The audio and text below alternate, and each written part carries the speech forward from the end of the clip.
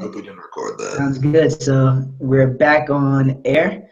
So again, just welcome everybody that's going to be checking us out. I just want to say thank you for all the feedback off of the first episode. I know that we're pretty excited, and based on all the feedback that we've been able to receive so far via Facebook or email, it seems like we definitely, you guys are interested and want to be able to have the same type of discussions that we're looking to be able to have.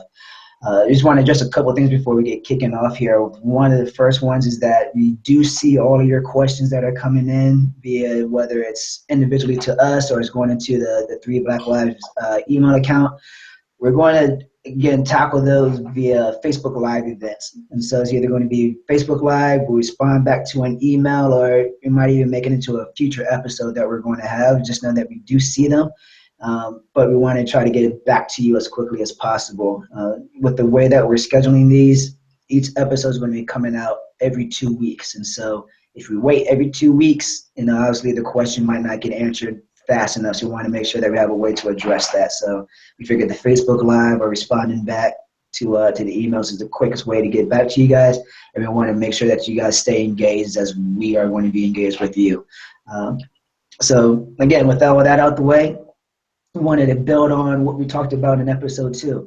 And so we looked at, athletes and their role within social activism. And so with that being said, we wanted to take a look back at kind of the history of protest and the evolution of what we see either in protest or with rioting, and kind of take a look at how it's developed throughout the years and how it's pertinent to what we see going on today, whether it's in Ferguson or whether it's in Charlotte. And try to make some links there and give some insight to what we believe is some of the driving factors and reasoning behind it. So with that being said, so I kick it off to timing and price. You guys can go ahead and get this started. I know I got a couple things I want to talk about in terms of, MLK and maybe even Rodney King. But I know you guys have some thoughts in your mind as well. So feel free to jump in. Yeah, so we're not going to make this too much of a history lesson. We're going to try and keep it more so on the topic of our perspective on things. But if any of this is unfamiliar to you, or you forgot it, you need a refresher about it, then we're hoping that you would take what we're saying and research it and draw your own inferences based on that. So, we're not going to go into the history of protests and riots too deeply, but if you think about it, it's always been at the forefront of our nation's formation, from the Boston Tea Party being like the classic example, right? It's a riot, and there's histories of workers rioting for rights and civil rights. There's protesting and rioting, and oftentimes it seems like history is watered down a little bit to make it sound like the protests were always peaceful. But as we know, that's not always the case, and so we just wanted to take an episode and break down how we feel about protests and riots, and whether we feel it's justified to act one way or the other. So I don't want to speak for everyone in this group, but I know for me personally, I see the need for both. And I got into a few Facebook debates about it, especially after the Baltimore one, after Freddie Gray, because that was close to home. I was living in DC at the time, and I had a lot of friends who were from Baltimore, and were just basically going on social media and saying, I even had some friends be like, "Don't act like animals." Dangerous wordage or verbiage there, but there were people who were just not sympathetic, and were just like, they're interrupting a baseball game. Why would they interrupt a baseball game marching to City Hall? Why do you have to ruin a good community? And, I'm not going to go back and recant that whole debate, but I think that was a little insensitive. And so what we're hoping to do is provide some context to why in the past people have protested and rioted, and then let you decide whether you feel one or the other is the better course of action. Yeah, I think it's important to, we chatted about this offline a little bit, and in the green room, as it were. But I think it's important to provide historical context for these things, and to understand that these things don't happen in a vacuum, and that when you look at the types of call it resistance, either rioting or protest and nonviolence and all these different things and how they interact. The interesting conundrum that comes up socially, with everyone preaches nonviolence, everyone remembers fondly resistance that's nonviolent, but we tend to discount the violence that was successful. And this is not me advocating for violence. It's not me advocating for what's happening in Boston or Charlotte or any of these other places. But, from a historical standpoint, like you said, the Boston Tea Party or the trying not to say fuck as much either, but the American Revolution being, as I think we all agree, as like one of the most transformative but also violent rebellions in the history of America. So I think that, as we've all discussed, a little bit of education, a little bit of context needs to be embedded in these conversations, as opposed to the knee-jerk, socio-racial reaction, and obviously, choosing your words a little more carefully than saying it's animalistic to, basically fight for your rights. And again, that's what we want to do. We want to bring this discussion to the fore, and like we've done previously, be able to have it in a way that's educated and informed, and not turn into a shouting match from behind keyboards. No, so I think that's a very good point, because one of the things, it's interesting. I like the way that you put it, timing in the email. Like you looked at protests and riots in three forms. I'm reading it now. One was overthrowing an oppressive regime. Okay, so that obviously goes back to the Revolutionary War. Labor rights, the history of coal miner rights, among other industries, and then race riots. There's multitudes of those. And so I guess one of the things I wanted to focus on is that, especially during these times, everybody wants to focus on Martin Luther King Jr. and the role that he had in the civil rights movement, and how it's like, well, Martin Luther King Jr. preached nonviolence, and peaceful protest. And again, I think we hit on it, that people forget that there was a completely different spectrum as well that went along with what Martin Luther King was preaching. And while, again, the work that he did was fantastic, and honestly, that was a huge driver to social change, there also was another piece to it. And while in my heart of hearts, I always wish that things had always come about peacefully, I can't say that I've been surprised when I see riots happen in Charlotte, when I see riots happen in Ferguson, or when I see riots happen in Baltimore. It's not something that's always surprising. And it was interesting because somebody had posted a great quote from Martin Luther King that I had read. And one of a mother of a girl that used to coach soccer, she had posted something on Instagram talking about, don't invoke Martin Luther King Jr.'s name if all you want for us to do is sit down and shut up. And I was like, oh, like, I thought that was pretty powerful. I was like, that's a very good take. And one of the things that he said, I'll go ahead and read part of it, is like, but it's not enough for me to stand before you tonight and condemn riots. It would be morally irresponsible for me to do that without, at the same time, condemning the contingent and tolerable conditions that exist in our society.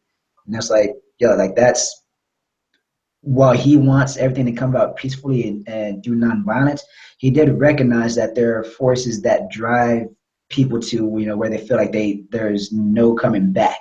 And in that same vein, after he was assassinated in, I think it was April of '68, there was the Holy Week of Uprisings. And I know, Tommy, you got some more information on that as well, but riots broke out across the country.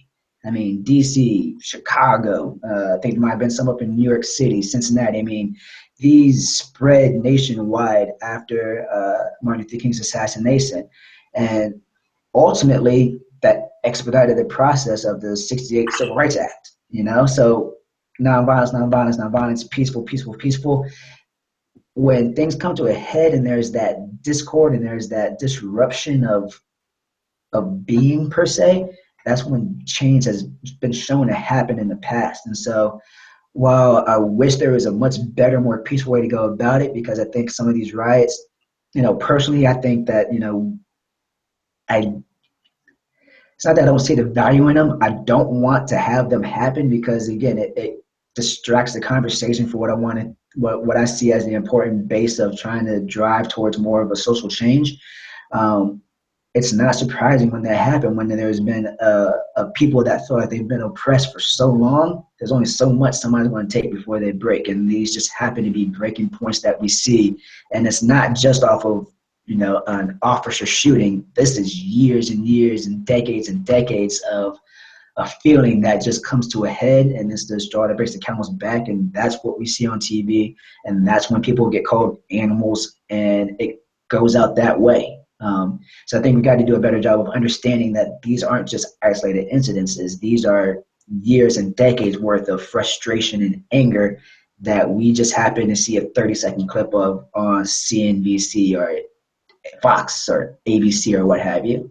So I think that brings up a very interesting point that we got to make sure that we always are cognizant of. It's not one instance. These are decades of instances that lead to a head. I mean, you hit it throughout the next 15 minutes or however 20 minutes or however long we talk for. I think the main question is, and the undertone of this whole thing should be, we're basically doing with the riots and with the news coverage exactly what we did with the national anthem. Is the what is distracting from the why. And that's an issue amidst a lot of what's going on, is people are reacting emotionally to the what. In the same way they're saying you're disrespecting America, they're saying you guys are fucking brutal and you're like lighting Charlotte on fire, and this one, shut up, I know. And you know, you guys are doing all this nonsense. What's happening? And nobody is taking a step back and looking at the why. Again, let us all be clear that I don't think any of us are saying like, yeah, this is great, let's burn it down, right? But you have to have a conversation and be enlightened enough to look at it and take a step back, exactly as you said, and say, okay, well, why is this happening? You know, is there any merit to the undertone, you know, and to what's happening? And I think you're absolutely right that as sort of that social agitation has always historically been an immensely effective catalyst of change. We can't ignore that, and we can't discount that and say, yeah, they should probably just kumbaya, things will change, they'll be great, shut up and go away. It's just really not how it works. Yeah, and for example, the context that you're talking about, I forget the statistic, so don't hold me to it, but I believe that the recent shooting in Charlotte was the 8th homicide by the Charlotte Police Department in the course of a year.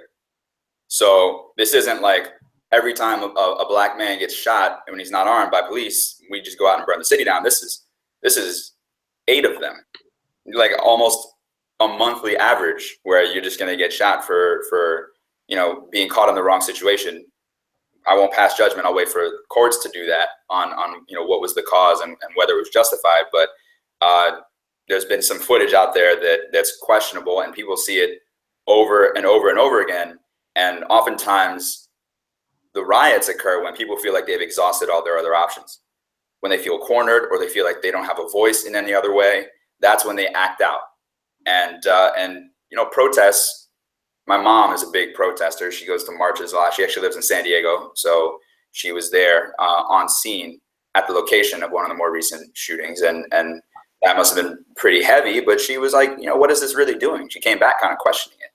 And she didn't know how to take it to the next step. And she asked me, you know, whether I felt like marching and nonviolent protest is an effective tool for change. And I said, yes. I said, yeah, absolutely, 100% do believe it, because if you influence even one person to join the march, or to at least think about on a deeper level why the march was happening, get to the why, as Price put it, then you've affected positive change. And I feel like nonviolent protesting is an easier way to appeal to someone who is already sympathetic, who already understands that the cause is noble and justified, and just needs to see how up in arms people are about it to be galvanized into doing something. So that's where I think nonviolent protests, and that's where I think something like what we're doing with 3 Black Lives comes into play. You know, a large part of our audience is very sympathetic. They might not feel connected to it, and hopefully they do feel a little more connected after this, but they understand it for the most part. We might have some people in our network that this reaches that don't understand it at all, or are completely oblivious to it. And I feel like a riot puts it on the map for those people, especially if it's coming down the street in front of them while they're trying to binge drink and watch baseball. Like, it's like, this is real. This is happening right here. And if I'm not aware of it soon, then this could happen at my front doorstep when I'm not ready. So, it's like it's a real drastic wake up call. So there's I might fight Willie. there's definitely two parts to it, is basically what I'm trying to say. No, and said, I mean, I agree. And I think one of the things that you have brought up, I think the riots bring attention, negative attention, positive attention, what have you. It brings attention for people that may not be aware of what's going on. But I do think that nonviolent protests, I think, can be the biggest protagonist in this whole movement. And I think it draws into what we were speaking about last episode, where it can't just be, quote, black people going on a protest and marching. This has got to be across, race, age, gender, what have you, where the more people that are on it and that support it, not just being on the sideline per se, but the more people that are involved, those are the ones that type of movement will get more, I guess you can call it weight once it comes to either legislation or comes to change, when there's more people involved that aren't just from one sect of society. So I think that's something to also keep in mind, is that if we can branch, if protests branch out and are more inclusive and more people are moved to want to be involved, that brings about change. Riots happen when a group feels change hasn't happened fast enough, or there's just a breaking point of events. And so I think that's something to look at as well, is that nonviolent protests work when there are multiple backgrounds involved within that protest. And I think that's what the driving force is. And I think that's started to happen yet. It's happening a lot more, obviously. And I think it's starting to evolve to where more and more people hopefully are getting involved with those type of protests, again, across racial lines, across age, sex, and all those demographics. So I also think that's a very interesting point to look at, is how can those nonviolent protests become more effective? Yeah, I think it's human nature, right? When you're desperate, to say, you lash out. I think everybody does it to some degree. I mean, it's, that's the whole metaphor of, like, you get back, what happens when you get back into a corner? Well, eventually you start swinging, and that's sort of the metaphorical personification of exactly what happens. I think the question that's interesting for me that I posed to you guys is there really no such thing as bad press in this sense? Because you mentioned it, right? It gets your attention, right? There's not a soul out here who's not ignoring it actively, that doesn't at least know what's happening now. And I think it's hard to say that that's not good. Could the means possibly have been better? I don't know. But is that worth it? That's the question that I posed to you guys. Is that worth it? If we look at what's happened, is there in there a utilitarian argument to say that, look, yeah, sorry, Starbucks, we kicked the shit out of your front door, but hey, like, you're listening? Good question. It's the consequentialist conundrum, right? It's always whether at the end of it was justified and effective. And unfortunately, we don't know that because we're not at the end of it. But it has happened in the past, and this is an example. This is different than the United States. But, I was talking to Willie and Price earlier about apartheid and about the role that political sabotage played in bringing about the revolution, which was basically planning to bomb government buildings or disrupt transportation of resources to the government that was very openly and legally oppressing minority classes, racial classes in South Africa. And basically what that did was say, hey, this is going to start costing you. If you're going to keep oppressing us, it's going to become such an economic burden on your country that we're going to have to strike a deal. And that deal for us is going to be freedom and equality on a certain level in exchange for us stopping the sapping of resources through political sabotage. And so, I mean, I don't have the numbers because, it would require a calculation for inflation and some finance skills that I don't have yet. But when you look at the cost of the Martin Luther King riots, for example, that was economically devastating. Like I lived in Columbia Heights in DC, and that's an area that was near where a lot of the violence went down, and it just remained razed. It remained completely destroyed for such a long time after the riots. Like the entire city, businesses, black and white businesses, were just wiped out because the city didn't even have enough money to rebuild itself. So they're like, if this keeps happening, if the tension doesn't calm at all, and it just keeps happening, there's no way we can even afford to function. And it's hard to say that wasn't effective. It definitely got the attention, but the actual strategy behind it wasn't completely lost either. So, long way of answering Price's question, it definitely is more of a, once we get to the end, we can look back and say, was it worth it? And hopefully when we get to the end of it, that there aren't casualties. But the counter argument would be, how is the authority going to respond? And we won't get too political with the show, but it was in the debate, in the first presidential debate, Hillary and Donald Trump, had very different answers on how to rebuild the trust between the community and police. One candidate said, we need to restore the trust that has been broken because of the history of police interaction with people in impoverished communities.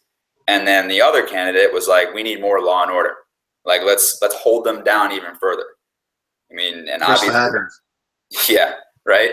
Like, that's not, in my opinion, that's not going to help. It's just going to exacerbate things even more and bring about more tension, which is going to lead to more violence.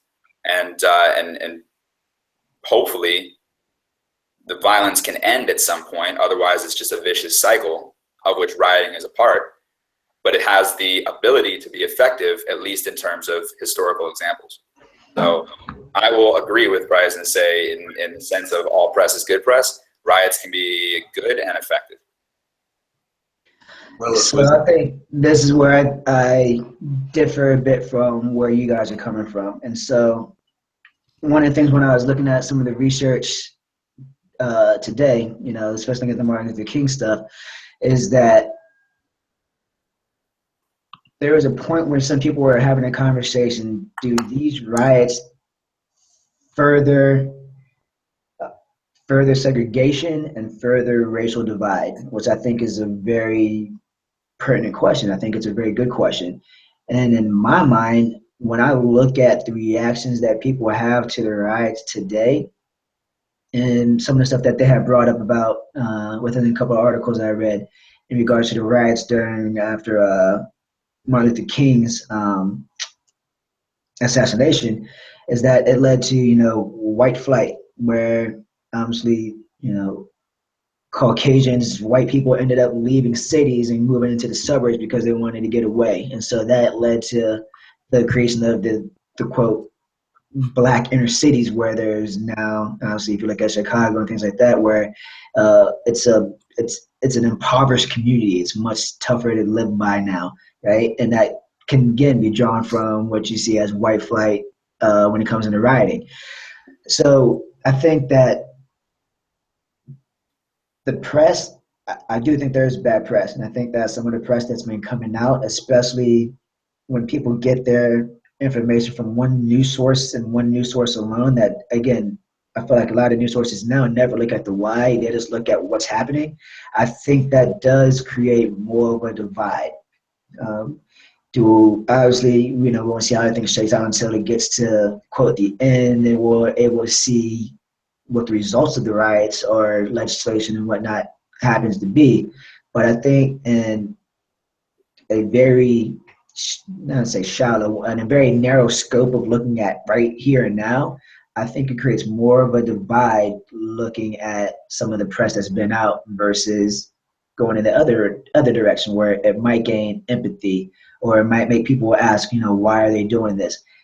I think now it just makes people say, these people are idiots. Like, stop doing that shit. And they just get angry. And I don't think it really brings to light a lot of the whys, because the news sources aren't saying the why, but a lot of people are just looking at the results and not looking at the process that got us to that point.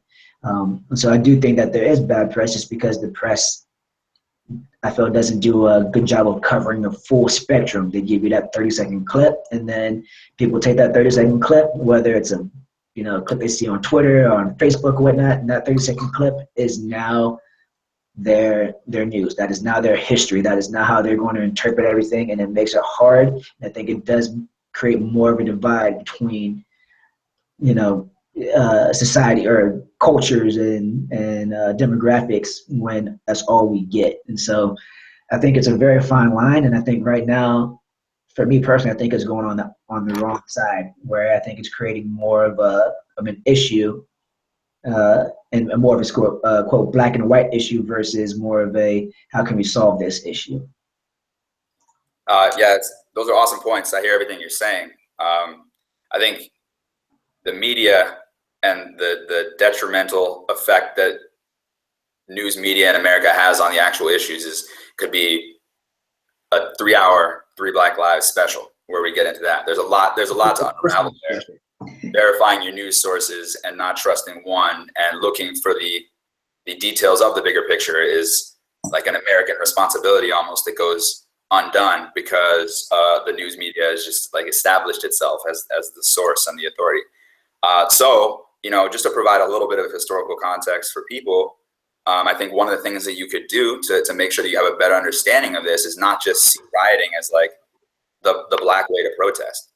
Because if you look at the history of riots in America, they've happened for a few different reasons. And like Willie was saying earlier, you got sports riots, which we can riot, but you have riots over, laborers, like in Ludlow, Massachusetts, the coal miners rioting, and that turned deadly. That wasn't a racial thing. That was a political movement. That was socio-political. And the other riots, most of the riots throughout the history of at least the 20th century, or I won't say most, but some, were very racially motivated by white mobs, by lynch mobs, by the KKK, by different groups that were rioting basically because of racism. And so black people didn't just invent rioting. Like, I'll give a couple examples just because one is kind of relevant in the news, because there was this school employee, turns out I don't think she actually was a teacher, who called Michelle Obama a gorilla and just had this ridiculous, outlandish post, even though Michelle Obama's awesome, by the way. So much swag. And I was looking in, we were talking about Forsyth County, I apologize, I don't know how to pronounce it, but that county in particular has a disturbing racial history, including rioting, race riots, including almost every black resident of that county being driven out of their homes by a group of whites called the Night Riders, who came through and expelled over 1,000 residents and virtually wiped them out. And the crazy part is that they didn't experience any repercussions, and they just took the land. They took the land and squatted on it and just converted it to their land, using violence and intimidation to scare off the black residents of the town in response to, an investigation into a sexual assault, which is also part of the history of a lot of riots. They started with like a newspaper sensationalizing an allegation of sexual assault or rape, and then it turns into just a lynch mob that ends up with the city ablaze. So you've got different historical examples of riots happening on both sides. And so when you only see rioting as something that black people have done in America, you're not getting the whole picture. And that's where I'll leave it for now. Yeah, just to piggyback off of both of you guys, I think you're spot on. I think Tom, both of you brought up an interesting point. Sports riots, I think it's valuable to touch on that, to say we are so quick to say, wow, these people rioting for social justice are savages and animals, and how the fuck could you do that? And you'd be the same dude if your team won the World Series, like shotgunning beers and flipping over someone's car and burning couches. Like, come on, man. Like, if you can't see the double standard, like Stevie Wonder sees the double standard there, that's absolute nonsense, right? So again, to be able to look at it outside of the bubble and how it's portrayed. The media's like, wow, look at this crazy party, or look at all these people who are fighting for Joe Paterno and cost State College like almost $200,000 or something like that. We can fact check that if you want to fact check me, but I think it was around there in Damage about like rioting when all the sexual abuse stuff came out. But that's like, it's somehow more honorable, right? And that's the weird part about the media that I think you guys brought up. I guess the question that I sort of want to dangle, not to us because we're running out of time, but sort of for the next, for the folks in the internet world, is something that you guys both brought up, and it's about sort of the cause and effect. And I think Willie made an interesting point talking about a racial divide. And so, we look at it and we say, okay, how do we include other races or other groups who minorities want to have our back, right? How do we include white people in this? And I agree that rioting's not the answer. We're not going to get a bunch of folks, from white neighborhoods to come out and riot, right? I mean, that's not the way that works, and that's not going to happen. And so I agree with you there. And then Timon, the point you brought up is the cost of rebuilding. I think it's interesting.